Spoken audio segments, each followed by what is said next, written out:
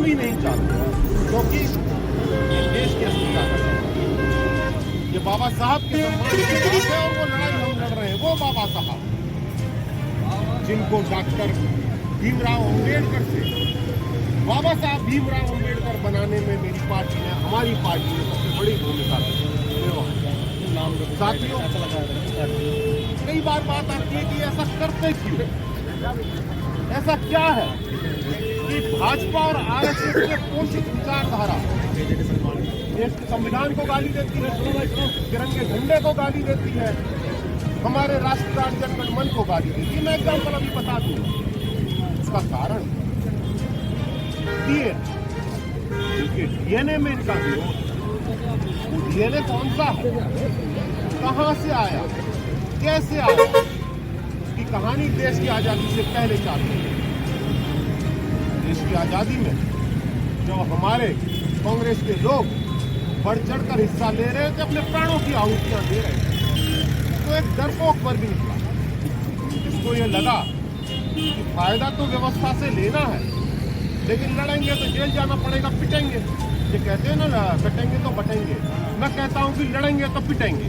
तो ये पिटने के डर से इन्होंने अंग्रेजों की एक दलाली चालू करी है। वो विचारधारा जब हम लड़ रहे थे, ये दलालियां देश के संविधान को जब देश के सम्मुख रखा गया 30 नवंबर 1949 को, तो इनके 4 सबसे बड़े पुरखे होते हैं।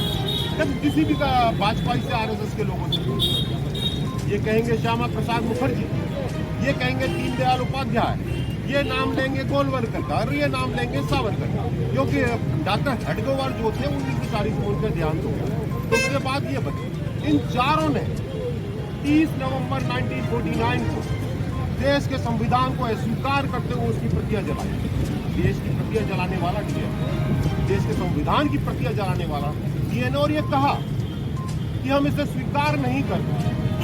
तो आप जैसे पत्रकार साथियों ने पूछा कि भाई क्यों नहीं करते, तो इनका कहना था कि इसमें देश की मूल आत्मा नहीं, हिंदू राष्ट्र नहीं है, इसलिए हम इसको अस्वीकार करते।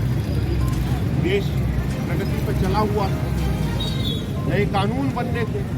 कांग्रेस पार्टी ने फिर बाबा साहब को एक बड़ी जिम्मेदारी दी कि हमारी जो बहनें हैं, बेटियां, उनको हुकूक कैसे दिया जाए, उनको हक कैसे दिलाया जाए।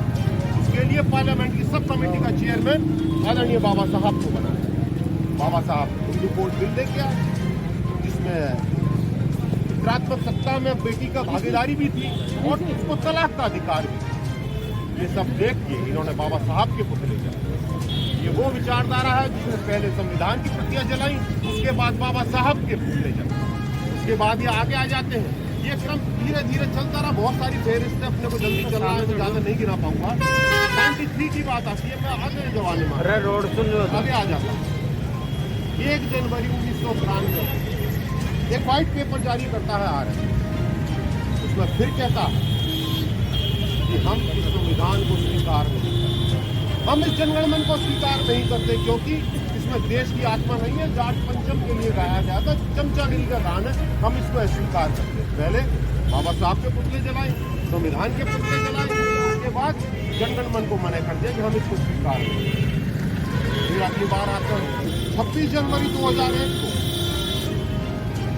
राष्ट्रवादी विचारधाराओं से वो 3 बालक नागपुर में आरएसएस के कार्यालय पर झंडा फहराते, तिरंगा झंडा फहराते, ये उनको गिरफ्तार करवा 2 महीने जेल में रह गया।